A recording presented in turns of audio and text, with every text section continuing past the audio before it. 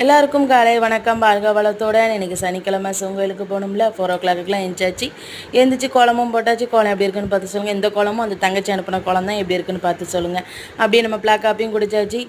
கோலம் நல்லா இருக்குன்னு சொல்லுங்கள். நல்லா இல்லைனாலும் நல்லா இல்லைன்னு சொல்லுங்கள். பிளாக் காப்பி குடிச்சிட்டு பெரிய பையனும் கிளம்பிட்டான். அவனையும் சிலம்பத்துக்கு ட்ராப் பண்ணணும்னு நினச்சா அவங்க அப்பா கிளம்ப நேரம் ஆகிட்டுன்னு ப்ராக்டிஸ் பண்ணிகிட்டு இருந்தான். அப்படி நாங்களும் கிளம்பிட்டோம். போகிற வழியில் அவனையும் ட்ராப் பண்ணிவிட்டு கிளம்பிடலாம் அப்படின்ட்டு அவனையும் கொண்டு விட்டுறதுக்கு சிலம்பத்துக்கு போய்கிட்டு இருக்கோம். சிலம்பத்தில் போய் அவனையும் ட்ராப் பண்ணிவிட்டு அப்படி நேரம் நாங்களும் கோயிலுக்கு கிளம்பிட்டோம். கோயிலில் போய் பூ வாங்கி சிவபெருமான தரிசனமும் இன்றைக்கி செம்ம தரிசனங்க. அபிஷேகத்தோடு இன்றைக்கி தரிசனம் பார்த்தோம். ரொம்ப நாள் கழித்து இன்றைக்கி தான் அந்த தரிசனம் கிடச்சிது.